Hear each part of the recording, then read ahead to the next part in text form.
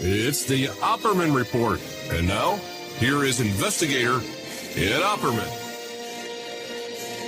Okay, welcome to the Opperman Report. I'm your host, Private Investigator Ed Opperman.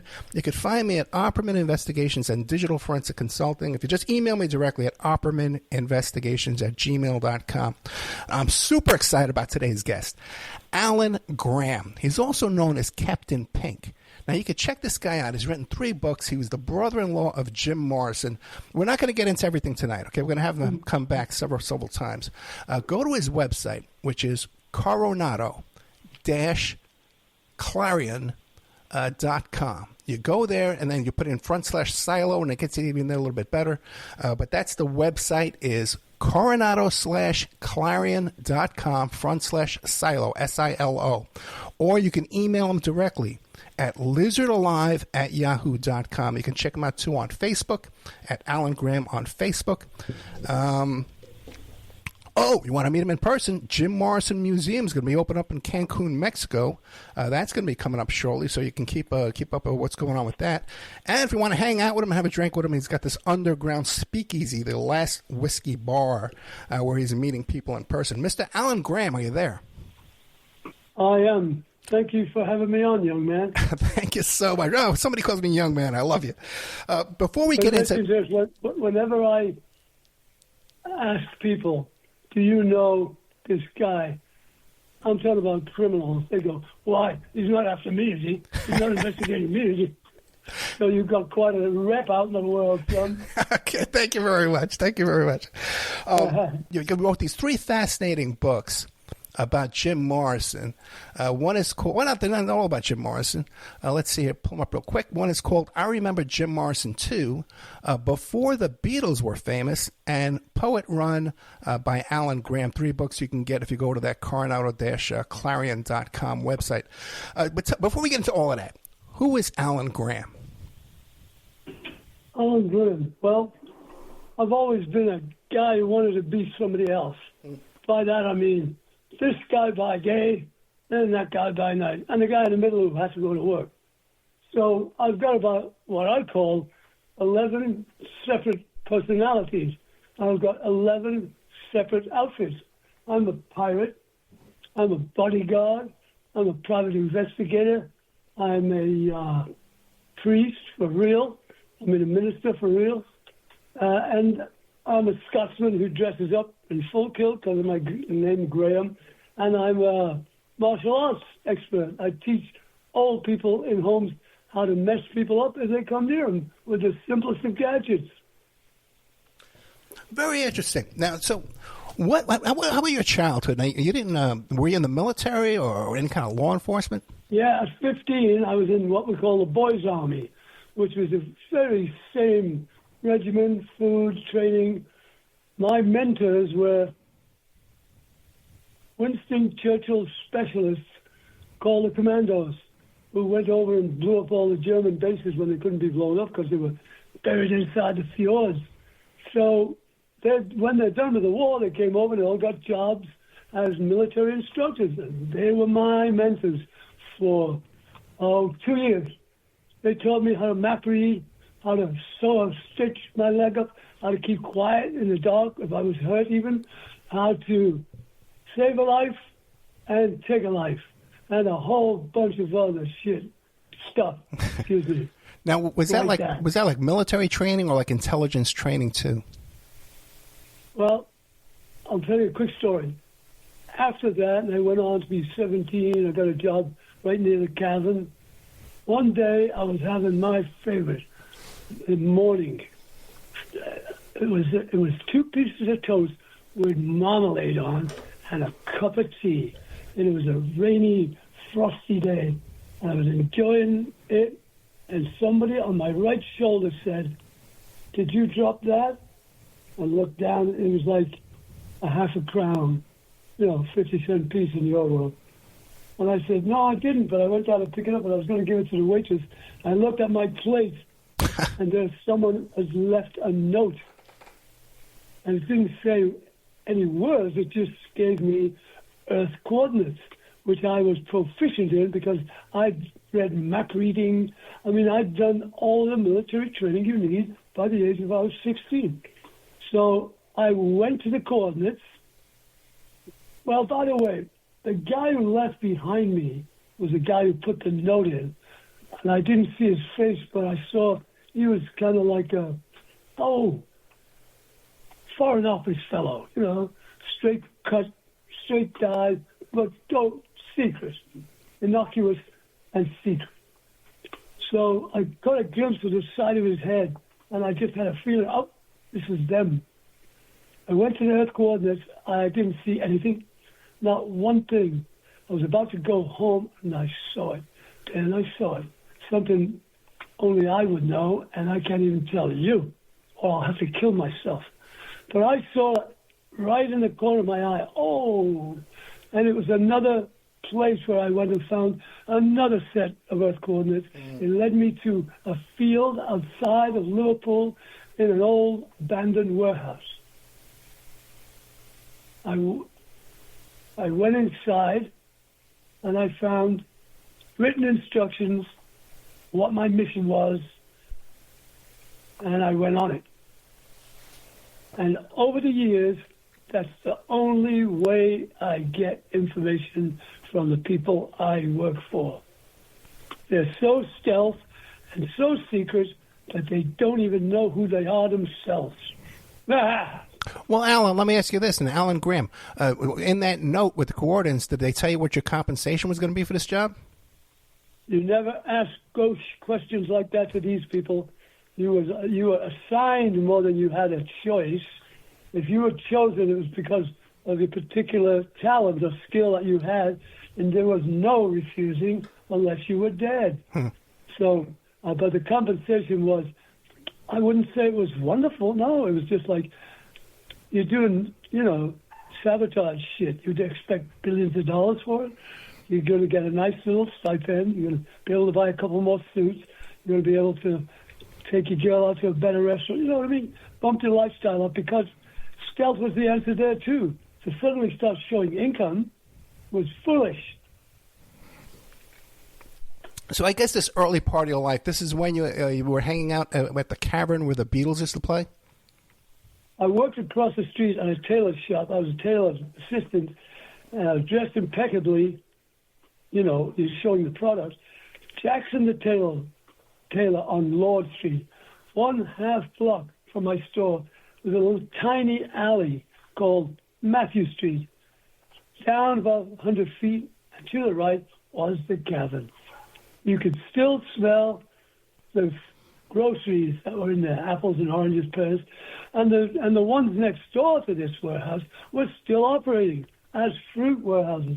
There was a great distribution center called the Fruit Market on Matthew Street. Little tiny pub there where all the Beatles went. Everybody was. Now there's even a little Beatles shop at the end of it. Cool place to visit. Go see Liverpool. I am. Well, you wrote the book before the Beatles were famous. What can we find in the book? Well, you can find that I used to go there about noon, and they'd be playing there. They just got back from Germany. They were cool as all hell. They had black leather boots, Beatle boots, had that half European Spanish boot. Anyway, they were cool. They pointed a little bit, like the Winkle Pickers of the 50s before that. They had leather jackets on, and the long hair they had was combing it over their brow. Nobody had long hair yet. Then they started. Then when all of a sudden, out of nowhere, my favorite group was going, bang! A hit. I come to work, and the next thing I know, Beatles mania all over the city. Oh my God! People making homemade this, homemade that. It was like a celebrate. A Scouser made it big. 4 Scousers. Holy shit! I followed them to London, not them. A year later, after they left, I went to London to find a better life. When I got there, the Beatles were, there's the way. I'm digging a ditch right near St. George's Hills in a place called Esher. A purple and purple paisley, Rolls Royce, drove out the ditch. And I looked at the guy digging it. And the Irishman he said, "You know who that is there now, don't you?"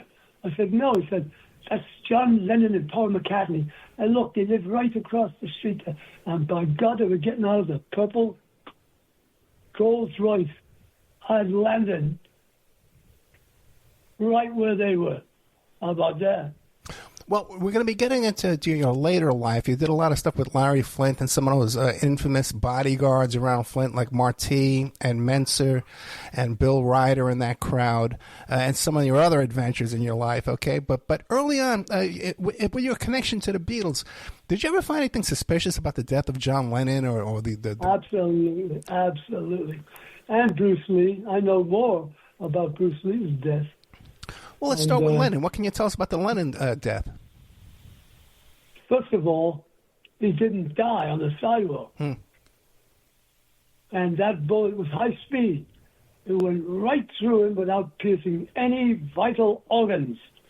If you know your firearms, you know this is possible.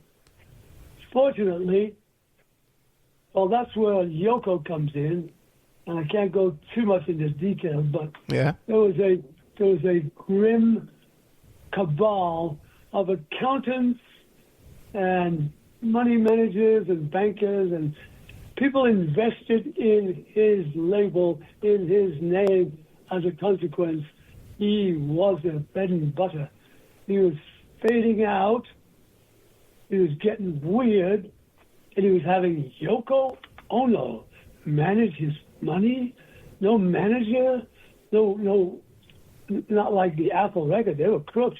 But he didn't have a certified public accountant. She ran it all because he said, "I don't know what to do with all of this." And she grabbed it off him, of course, as the grifter that she was and still is. I don't care what anyone says. She tried to get Paul McCartney and everyone else in the Beatles before John Lennon was weak enough to fall for her Matahari bullshit. We watched the language, Paul. Watch the language, Alan. Did I say bullshit? Yes, you did a couple of times. But we got to really stay on top of that. Okay. Sorry. Now, slap me down. For the audience. Anyway, for the audience, I just want to insert something here for the audience. I just recently interviewed once again May Pang from The Lost Weekend, and there's a great documentary film out there called The Lost Weekend: A Love Story. It's really, really good. And I tell you, Alan, you might be happy to know that a lot of people are coming out forward now, and they're not afraid to talk about Yoko like they once were even just a few years ago. No, I know. Yeah. Well, I've been talking about the witch for years because I knew her. I saw her. I watched her. Scruffy, loony, incense and flowers in her hair and diamonds in the sky. And the only one who fell for that, you tell that to a person in Liverpool, they go, get away, you dirty mental hippie. Well, Alan Graham, what do you say to the people who say that she was a witch and she was involved with some rather extreme cult-type folks?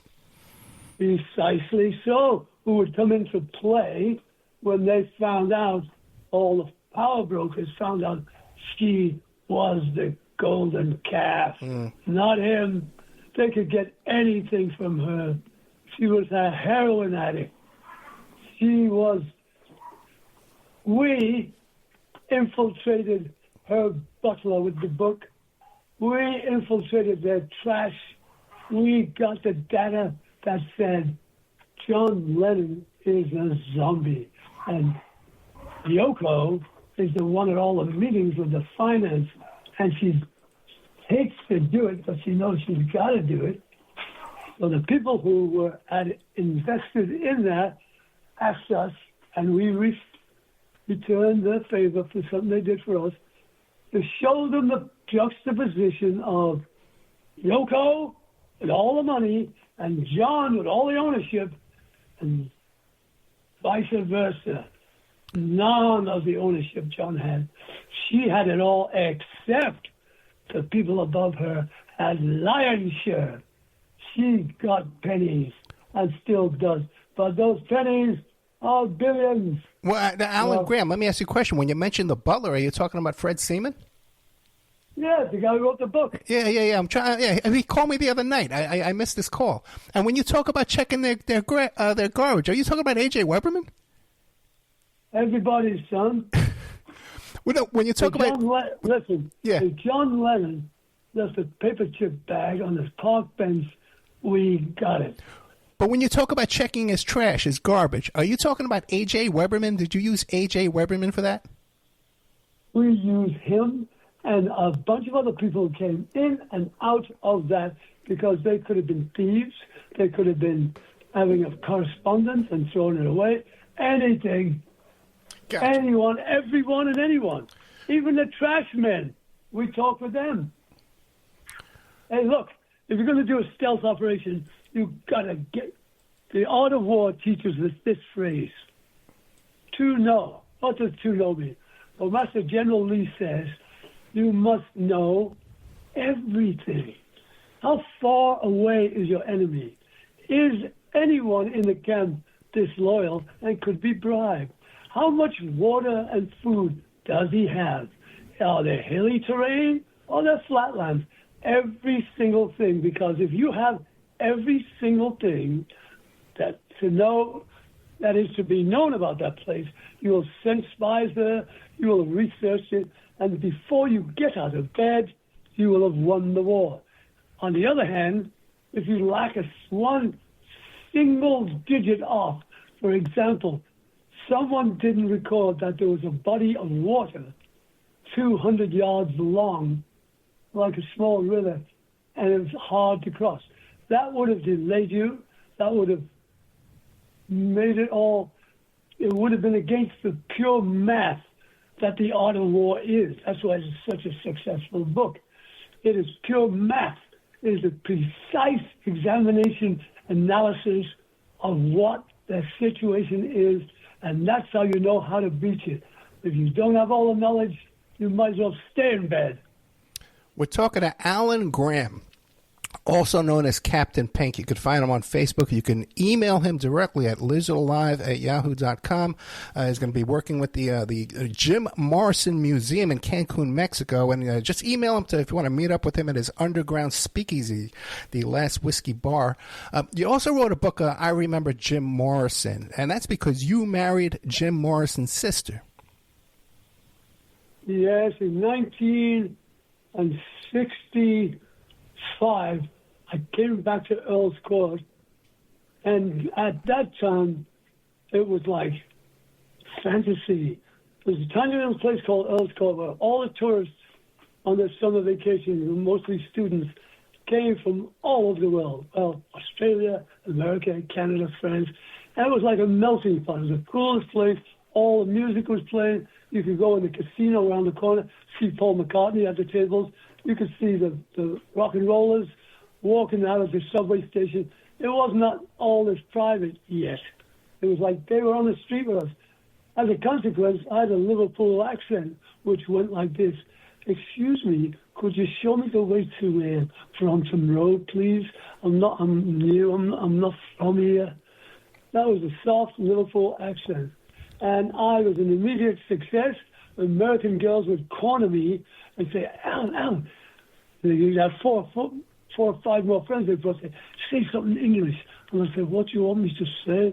And they'd all go, oh, Google. Well, a bell rang. And I said, Al, you're the fifth Beatle, son.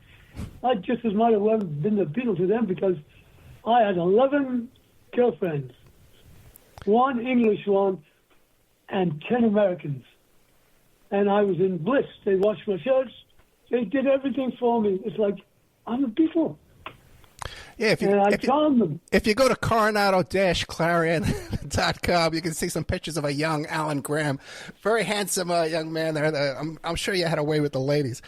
So when you first met Morrison, was he already on his way with his big rock career? What was going on with that? Well, his sister and I married and stayed in London. The parents went back to America. As far as we was concerned, he graduated in 65, and for 2 years he went missing because his father had threatened to get him put in the draft now that he was no longer in college. And so he went out, hid in Venice for a year under a tarp and ate out of a dumpster. And he had a little street gang there. Anyway, Ray Mandrake was walking down Venice Pier. He saw Jim Morrison. He said, Jim, remember me from film school? Jim said, yeah, Ray, how's it going? He said, Ray said, well, what are you doing? And he held it up. Jack Daniels said, this. And Mandrick said, what else? And he said, this. And he gave him a book of poems that he was writing. The first poem said, let's swim to the moon. Let's climb through the tide. Surrender to the waiting years. A city sleeps to hide. And Mandrick just went, wow! Listen, I want you to come with me because I've got a band, Rick and the Ravens. I want you to play with us and do this. He said, I don't sing. He said, yeah, but that's poetry, man. We'll do something. Morreson went. One of the band didn't like him. The others tolerated him because he did have great lyrics, tons and tons and tons of poems.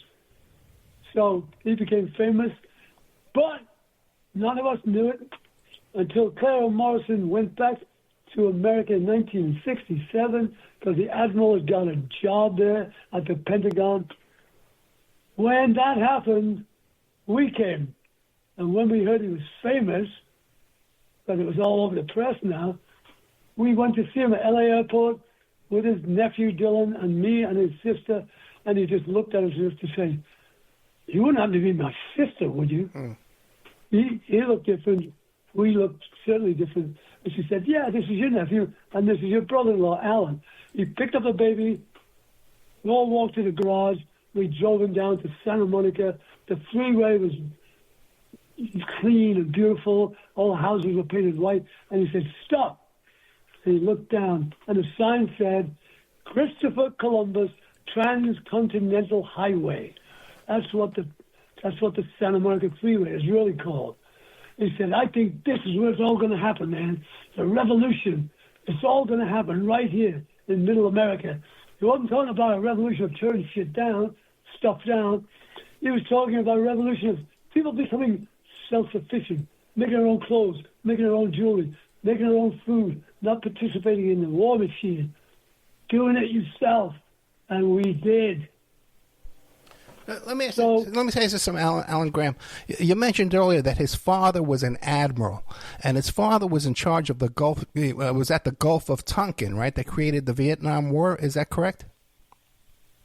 He was a captain during that conflict, okay. And what happened was, in addition to the Tonkin War, the Israelis nuked one of our ships because they didn't want anybody, the British or anybody.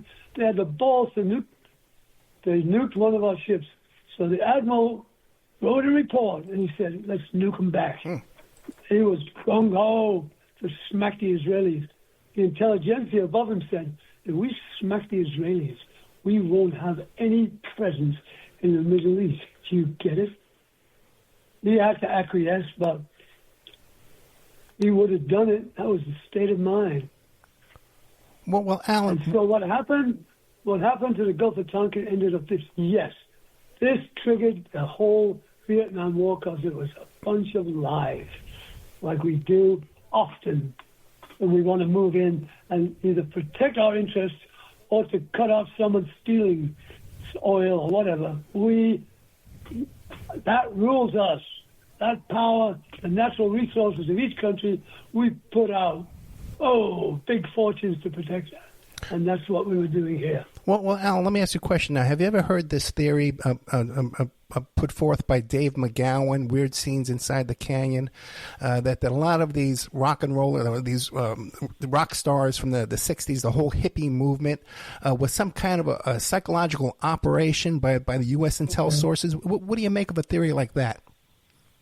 Well, it's not a theory, actually, because any study can be done on anybody. And if you blow up the whole country like we did as teenies, you know Rand Institute and all of the think tanks and everybody's studying you. First of all, you're innocent. You're not doing it with espionage in your mind, but you're playing right into the hands of people who would take this country down in a heartbeat. So Alan, are you saying that you think that possibly Jim Morrison was influenced and manipulated by intelligence operations, and his music and his whole movement was influenced?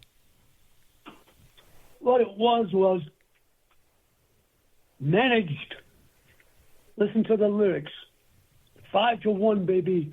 1 in 5. No one here gets out alive.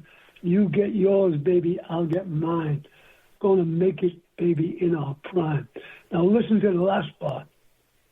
You walk across the floor with your flower in your hand, trying to tell me no one understands. Trade in your hours for a handful of dimes. We're going to make it in our prime. So his narrative was, here's the last part. The old get old and the young get stronger. May take a week and it may take longer. They've got the guns, but we've got the numbers. Gonna win, yeah, we're taking over. Come on! That is textbook. Textbook. What's the word? Revolution. Rebellion. Yeah, it's treason, actually. Okay. But unlike you, I could never be charged with treason because I'm a British citizen. And they could not charge me with treason. It's written in the law. Then, how about that? Then I have more rights. Alan Graham, did you see any kind of influences around Jim Morrison and the Doors that could have been intelligence operation influences? And you should be really keen to spotting that kind of stuff, right? You're a savvy guy. You would notice. One afternoon during the fire season, L.A. was full of black smoke. There was like thick ashes in all the gutters. I was in a bar right next to Electra Studio with Jim, and Pamela had an antique shop across the way called Nemus. No, it was a boutique. And they were separated, so he wasn't talking to her because she was giving him So we come out of the bar, and she was coming in. And she said, oh, Jim, I got to talk to you. I'm so behind with the finance. We said, oh, yeah. We went back in and had one more drink. And then he gave her some little shot of bourbon, and then she started going to the bar. Said, oh. And he put his hand on it and said, no. He knew what was coming, and she started drinking. So we manhandled her out of there as we crossed La Cienega to her boutique to take her back. We got to the other side. She did a big fainting thing, and slowly lay in the gutter. And Jim and I looked at her, and we just walked away. Left her in the gutter.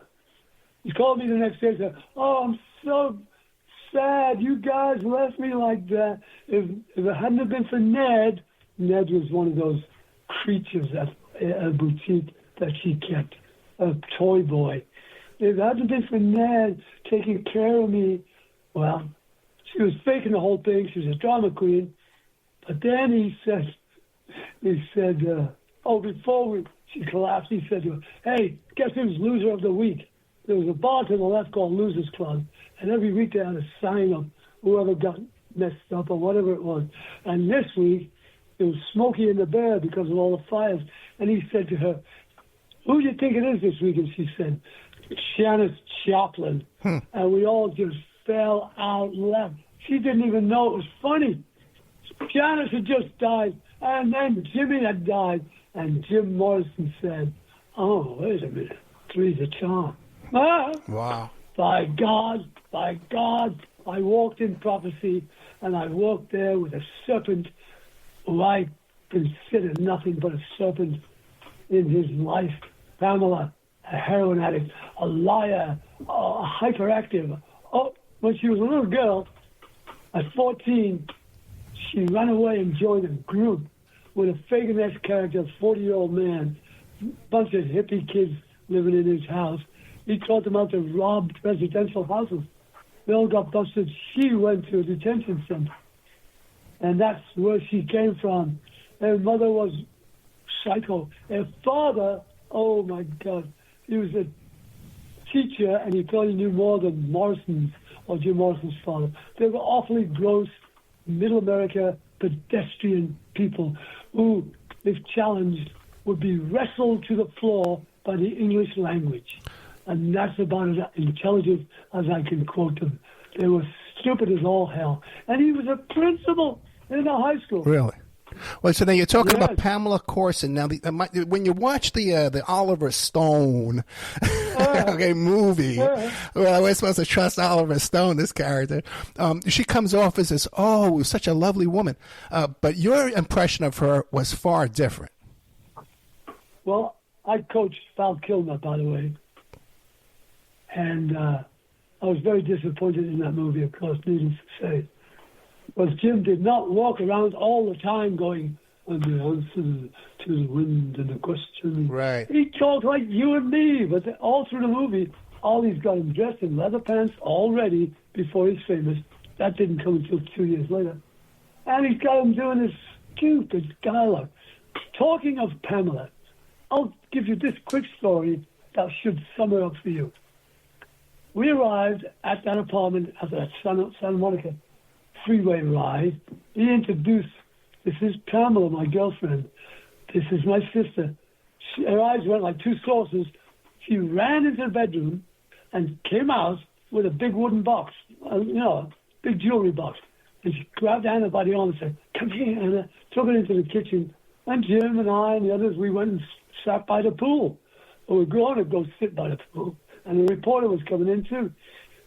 And so after about 30 seconds, Anna came out like white as a sheet. I said, what's going on? She said, she just showed me a will.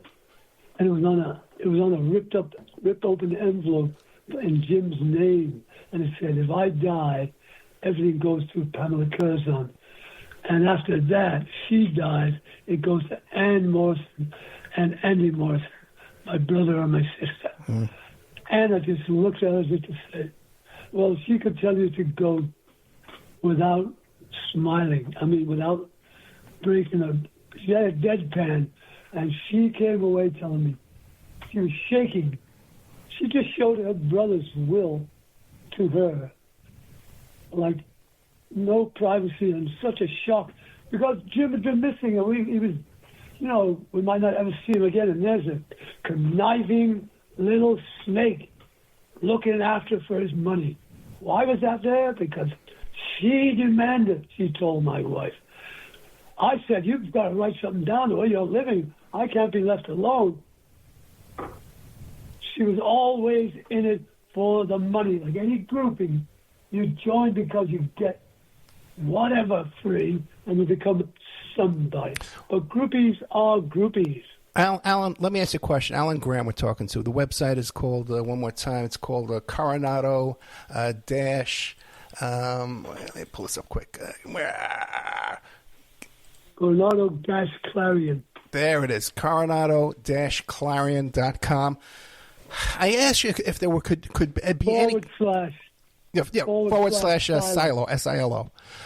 I asked you before if there was any possibility of an intelligence influence in the Doors and Morrison, and right away you start telling me this story about Pamela Corson, about her falling down drunk in a bar.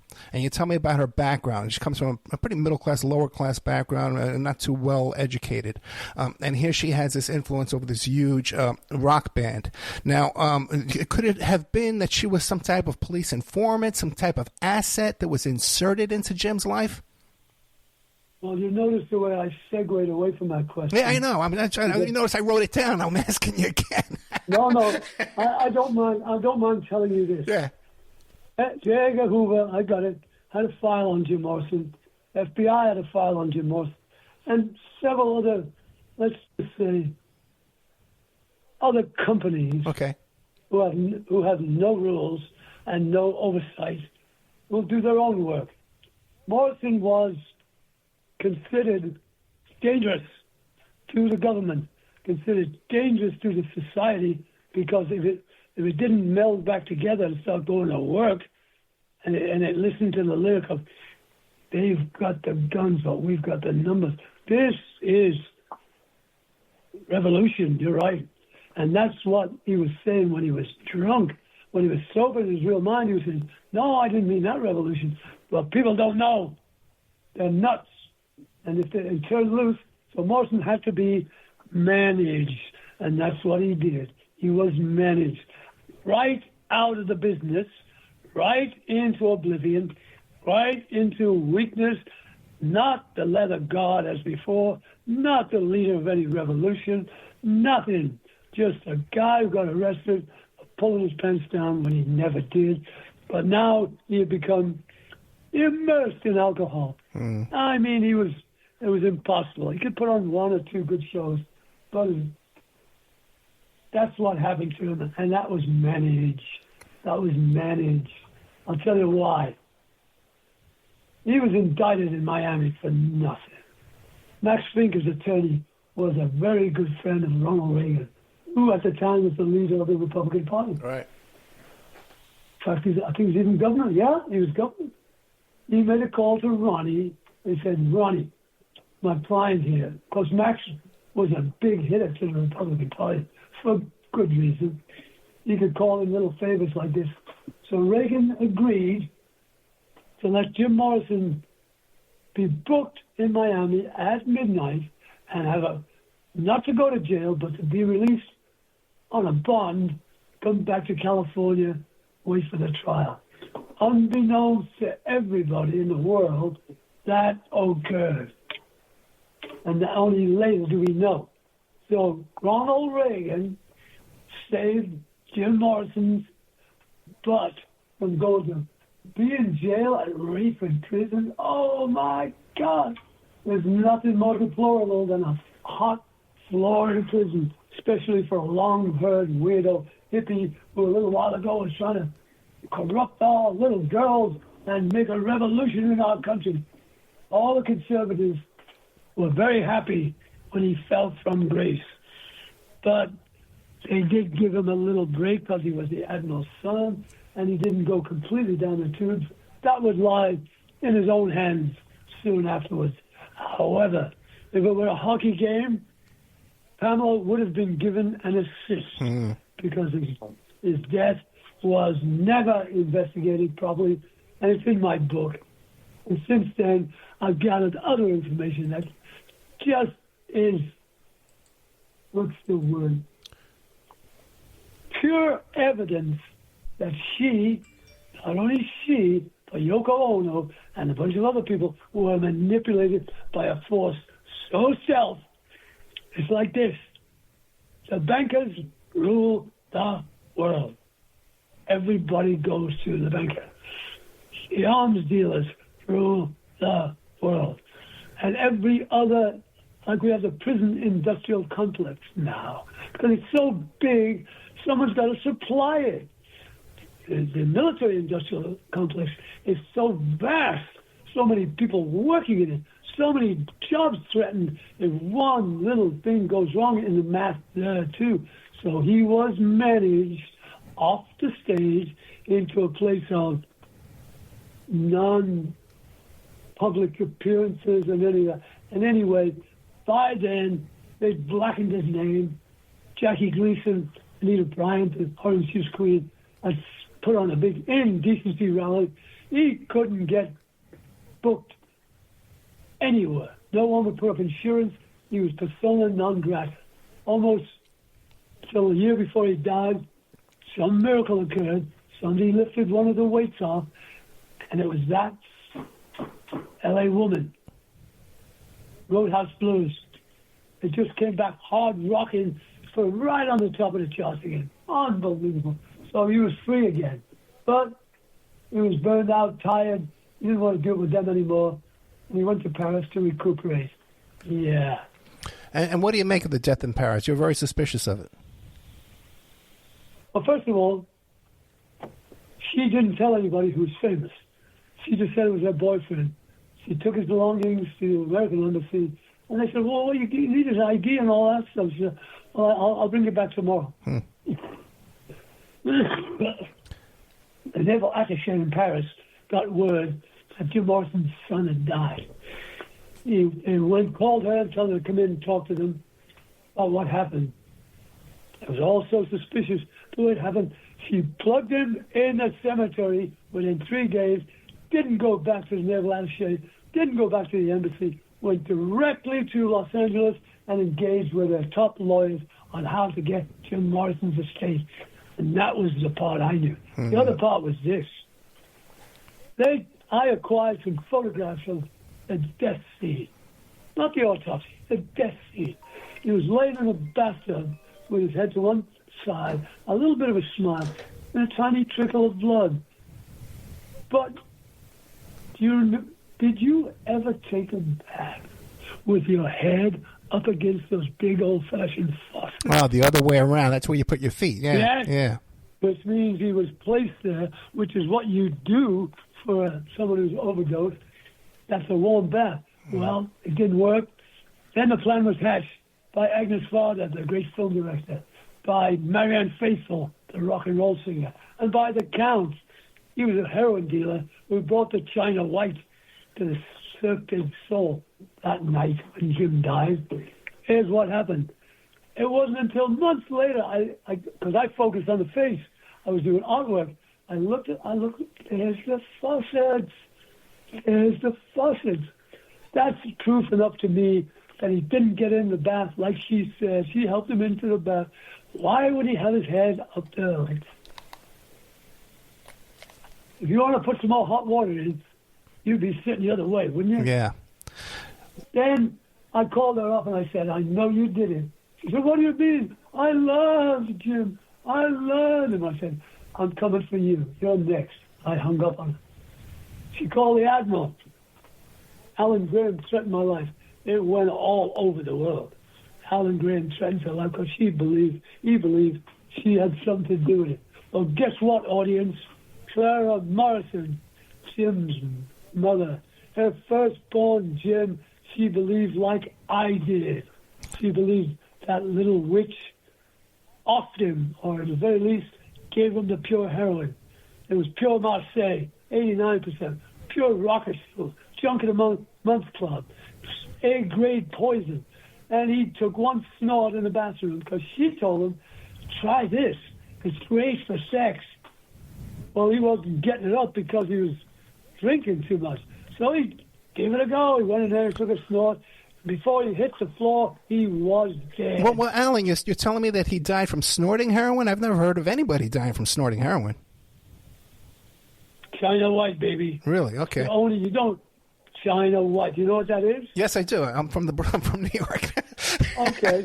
Look, pure Marseille heroin. People with needle phobias like Morrison would never use a needle, but you can snort it. Have you never heard of that? No, I've heard of snorting heroin. Of course I have, but I've never overdosing from snorting heroin. A couple of questions, real quick. What was Morrison's relationship with the Admiral up around the time of his death, the later part of his life? Were they totally estranged, or were they still in contact? Wait a minute. The Admiral, his father. You never heard of lots of overdoses from snorting heroin? No, I haven't. No, I really haven't. No, really? No. It's quite common. Okay. Anyway, all right. So what was your next question? With his relationship with his father, the Admiral, toward the end of his life, toward his death. East is east, west is west, and never the twain shall meet. They were looking the opposite the day he came to Coronado. He was at UCLA. He came down in 1965 to say goodbye to his father, who was going off with Carrier Division 9 to fight the war in Vietnam. As soon as Jim's father saw him, he asked the captain's bosun, take this man down and cut his hair. It was long, but it wasn't long. When he came back up, they shaved the back of his head. Morreson was pissed. He now had to go back to UCLA to all his friends and say, my dad shaved my head or whatever, or go hide out, because the worst thing you could do with a young hippie growing his hair is shave it. So Jim Morreson and his father never understood each other. Not one bit of their DNA allowed him. His dad was a warmonger. Jim was a pacifist. His father was highly educated, and so was Jim. But the Admiral was a nuclear admiral, electronic warfare back then. He told me once, I was really disappointed in Jim, Alan, because high IQ's me, you know. He could have been anything. It could have been admiral, it could have been anything he wanted. He chose to be a rock star. That was his little southern Alabama voice. Alan, Jim So he was kind of like, he didn't get the big world, or the hippies or any of it. He just considered them vermin, and they were trying to tear down the country, and Jim was the leader. So you think the manner of the murder was heroin? Heroin. The source of the heroin was from Pamela, who got it from the Count. Gotcha. The Count was counted. No, he was. He'd been compromised many years ago by a bad move he made, but he was left on the street to do certain projects. And what happened to the Count after this? He's still operating. Where is he today? He disappeared in Europe. Gotcha. And then he died or not. And just for the audience to understand, Alan R. Graham, we're almost out of time now, but he's traveled in circles with Bill Menser and Alex Marti and Mitch Rebel and people. So if you're familiar with staged homicides, and staging a homicide in a bathtub is a pretty good way to do it, right? It's right up there, right? Is a way to do it. Especially since he's been sitting there since 11 p.m. Yeah. You know, his body was wrinkled and bloated with. Alan, we're running out of time. We've only got about 5 minutes left. I'd like to reschedule with you really quickly and go into all the stuff, the Larry Flynt days and your other type of security work and that kind of stuff. But what would you like to leave us with as far as Jim Morreson goes? What did you think of the Oliver Stone movie? I thought it was awful, wretched. Oliver Stone knew nothing about the Doors or Jim Morrison. He would go in his office, production office, 24/7. For months, the Doors music would be playing. It drove you mad. You didn't want to go anymore. He thought that programming would get him and everybody into the mood. All it did was dull everybody's senses. He was an amateur, given a great project by Bill Graham. The Admiral agreed to Bill Graham because he had a reputation of doing good. And I said to Bill Graham after I was working with Kilmer, and I talked with Bill Graham and said, a very important project, and I hope Oliver Stone doesn't make a terrible movie. He said, he's given me my word. Well, the movie came out bad. The Admiral and the family were crushed because it was so awful. And Oliver Stone, I called Oliver Stone up and I said to him, if I were you, I wouldn't fly anywhere in the next 3 weeks. He said, well, what do you mean, Alan? I said, you know what I mean. I don't know if he did that. But by God, as obliquely as God strikes, next 3 days later, Bill Graham has flown in one of his helicopters right into a power line, incinerating him. So he was the one who got it. He was the one who got the vengeance from the heavens. He died, not Oliver Stone. He was left behind to become a shadow of his former self, because now he's big on Russia, he's big on socialism, he's big against America, and he couldn't get a gig in America if he tried. It's just like Steven Seagal. You go to the place where they don't care that you're a traitor or you're a liar. They just know your movie image from before, and they'll make your movies anyway. Over here, no one would spend a red cent on a Steven Seagal movie. No one would go listen to him. He's done so much weirdness.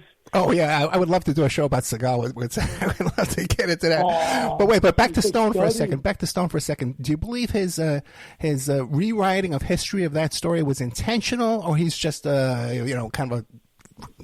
Once again, he was managed to. Great influence. Japanese money. No. It was the Chinese mob that paid for that movie. Alex Ho was the financier for that. All of that money came from the Chinese mob, and they wanted their... Well, let's say, look, if you're the top of the heap and someone's working under your contract, you do what they want. You do what they ask. No doubt about it. We got 1 minute. I can't tell you the details, but We're talking to Alan Graham. Everything is- Alan Graham, we only got about 1 minute left. I just want to tell people once again where they could find your stuff. I want them to go to this Coronado, CORONADO dash Clarion, CLARION.com /silo, SILO. And that's where you can find the books. And there's a lot of information on there about Alan Graham and his life and his upcoming events. You can find him on Facebook at Alan Graham, GRAHAM. Lizard Alive. There's a teaser. Sorry? There's a teaser for you, a very important one. Yes. Morreson is buried in Père Lachaise Cemetery in Paris. Or is he? Well, that's going to be, well, it was already an operation. Some information was extracted from that crypt, and we now have the DNA of the bones that were in there. So these theories that perhaps Morreson faked his own death, is that a possibility? When you see the film, which is coming, Who Killed Jim Morrison, you'll see that how flawlessly and seamlessly the whole conspiracy worked. Because Morrison was always passing out, he was always a drunk, and it was a perfect veil to hide a lot of evidence in. Gotcha. And that's what happened. You should know all of this, young man. I want to hear more. Okay, I want to have you come back because there's a ton of information you have about a lot of other folks, especially the Larry Flynt stuff. I've always been fascinated with Flynt and Mitch Rebell and the assassination attempt there, where there's actually a signed check floating around where they hit on Mitch Rebell. So we got to have you come back. I'll contact you after we get off the air about scheduling quickly, okay, if that's okay with you.